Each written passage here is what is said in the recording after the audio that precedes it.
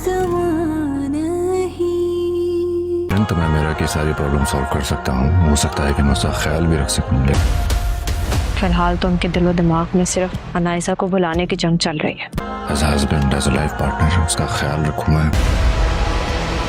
ये जंग दिल जीतेगा या दिमाग बाजी ले जाएगा कुछ पता नहीं। अब भी वो मुझे छोड़ने के इरादे से पीछे नहीं हटे तो ये मुझे गवारा नहीं। इस बात की तवक्को आप मुझसे प्लीज मत रखिएगा। असफन जिस तरह मिरहा का ख्याल रख रहा है, मिरहा बहुत ज़्यादा खुश होती है जब असफन मिरहा के लिए गुलाब के फूल लेकर आता है और उसे गुलदस्ता फूलों का देता है तो मिरहा बहुत ज़्यादा खुश हो जाती है। यहाँ पर नाज़रीन, मिरहा अपने आप को बहुत ही ज़्यादा लकी महसूस कर रही होती है क्योंकि उसे दोबारा से असफन की दोस्ती मिल जाती है।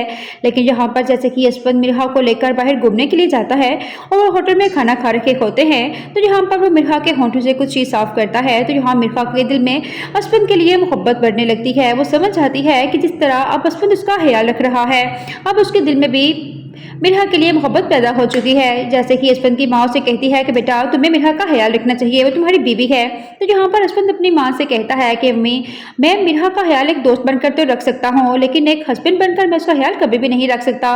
मैं उसकी हर प्रॉब्लम को सोल्व कर सकता हूँ, उसका ख्याल रख सकता हूँ, लेकिन एक हस्बैंड बनकर नहीं बल्कि एक दोस्त बनकर, जैसे हम पहले दोस्त थे बिल्कुल वैसे ही।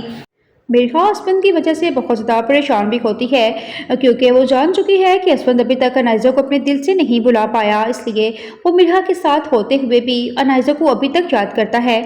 जब वो मिरहा के साथ अपना वक्त गुजारता है तो वो मिरहा से कहता है कि मैंने जितना वक्त अनाइज़ा के साथ गुजारा है मुझे उस वक्त से नफरत होने लगी है। यहाँ तक कि वो मिरहा के सामने अनाइज़ा की वो तमाम तस्वीर भी फाड़ कर फेंक देता है जिन तस्वीरों में उसने मिरहा के साथ पिक्चरें ली थी। यहाँ पर ऑफिस में भी वो मिरहा के बारे में नहीं बल्कि अनाइज़ा के बारे में ही सोच रहा होता है। यहाँ पर मिरहा अपनी दोस्त को बताती है कि अभी तक असफन मिरहा को अपने दिल से नहीं निकाल पाया।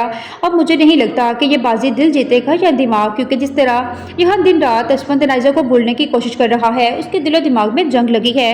अब भी मुझे वो छोड़ने के इरादे से पीछे ना हटे तो ये मुझे बिल्कुल भी गवारा नहीं। जैसे ही यहाँ पर मिरहा अपनी दोस्त से बातें कर रही होती है तो असफन अपनी गाड़ी लेकर आता है और मिरहा को बहुत अच्छे तरीके से क्वीन की तरह ट्रीट करता है तो मिरहा बहुत ज़्यादा खुश हो जाती है।